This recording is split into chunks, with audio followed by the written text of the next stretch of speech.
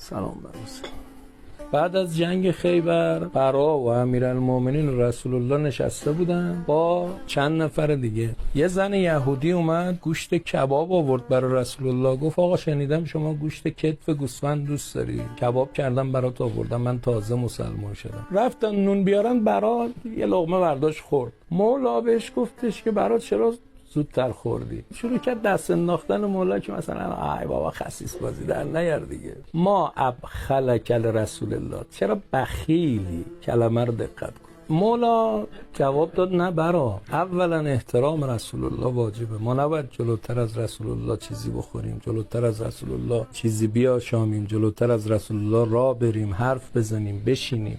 ولی برا این گفت یهودی بودم من، ما چه میدونیم؟ اگر میذاشتی رسول الله لقمه اولو بخوره بعد تو به دنبالش چیزی بخوری، مسئولیت ما با اون بود. تا ازمون میپرسیدن چرا از این لقمه خوردی، میگیم رسول الله خورد ما هم خوردیم. اما برا تو زودتر خوردی، حالا مسئولیت با خودت.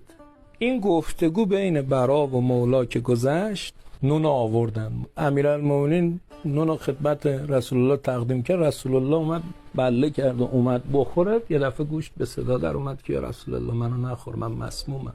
پیامبر زنه رو صدا کرد که چرا این کارو کردی؟ گفت آقا ببین جنگ خیبر بود، تو بابای منو کشتی، داداش منو کشتی، عموی منو کشتی، برادرزادای منو کشتی، برادر منو کشتی. طرف همه ایل و تبارش تار و مار شده بودن. گفتش که با خودم فکر کردم، گفتم اگه تو پیامبر خدایی واقعا این همه کس و کار من به حق کشته شدم، این وعده فتح مکه رو داده، نباید الان بمیره. اگرم قدرت طلبه و این همه کس و کار من فدای قدرت این شدن، خب بس انتقام بگیرم. پیامبر فرموده اینجوریه؟ گفت بله آقا من راستشو بگم همینجوری بود. گفت برید سلمان و ابوذر و مقداد 10 نفر از آدم حسابی‌ها رو صدا کردن، همه رو آوردن دور این کبابه. پیامبر فرمود همتون بخورید. بعد فرمود این ذکر رو بگید و بخورید، بسم الله الکافی، بسم الله المعافی، بسم الله الشافی. یکی دو خط دیگه هم اضافه داره. آقا خوردن همشون، پیامبرم خورد. یه روز موندن هیچکی چیش نشد. زنه گفت من ایمان آوردم. تو این فاصله برا مرد. برا رو کفن کردن و آوردن پیش رسول الله. گفتن آقا این شهید شده، بهش نماز بخون. فرمود من به بدن برا نماز نمیخونم. گفتن یا رسول الله چرا؟ فرمود سر اون تیکه‌ای که به مولا انداخت. اونایی که اونجا بودن گفتن یا رسول الله این شوخی کرد. گفت جدی گفته بود که کل اعمالش نابود بود. مثلا اینی که شوخی کرد. گفتن آقا شهیده. گفت نمیخونم. گفتن حالا چیکار کنیم؟ فرمود مگه مولا بیاد کارش حل کنه.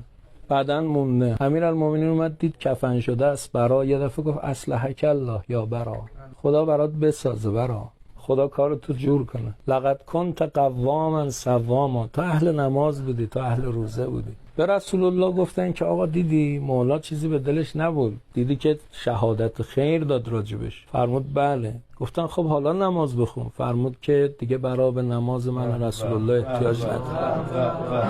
به احترام خوند.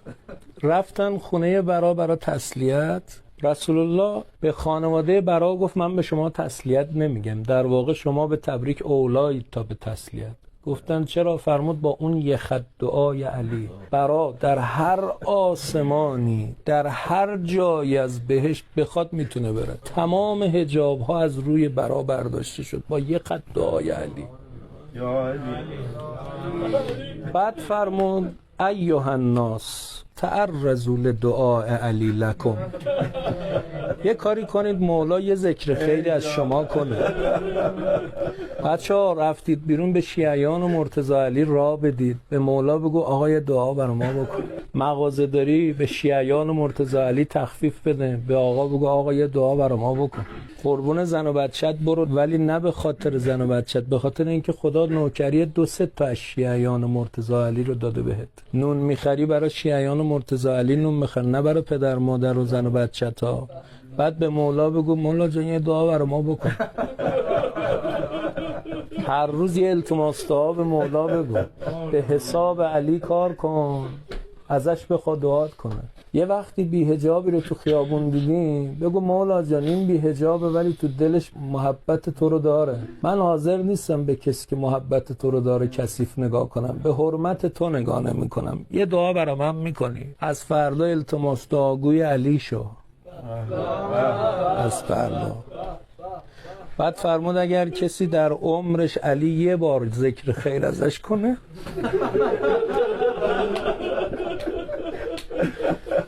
گناه تمام ثقلین به گردنش باشه، به تعداد برگها گناه کرده باشه، اون یه دعای علی میچربه. یک عمل داریم که در روایت اگر کسی اون کار رو بکنه امیرالمومنین دعاش میکنه و فرمود گریه بر ابی عبدالله و این روایتش صحیح السنده، تو کامل الزیارات هم اومده. فرمود ان الحسین لیرا من یبکی، امام حسین میبینه هر کی براش گریه کنه، تا اشک اومد به چشمت بدون مولا داره نگات میکنه. این روایت صحیح السنده. به نظرتون کی عاشق کی بود؟ یوسف عاشق بنیامین بود یا بنیامین عاشق یوسف؟ من میگم یوسف عاشق بنیامین بود. خودش جام گذاشت، خودش کشف کرد، خودش هم گفت تو مال منی.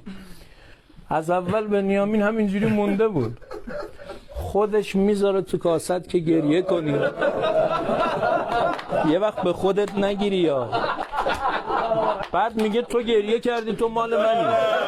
من میگم آقا این گریه رو کی داد؟ میگه خودم دادم. مولا عاشقته. زود غریبه نشو با امام حسین، گناه ها ما رو زود غریبه نمی کنه. واسا پاکارا آقا، بگو بالاخره با روزت درست میشن، بالاخره با روزت درست میشن. بعد فرمود که ببینه یکی گریه میکنه یسألو اباه، یعنی امیرالمومنین و امه و اخاه و رسول الله که ان یستغفر له، فرمود برای این استغفار کنید.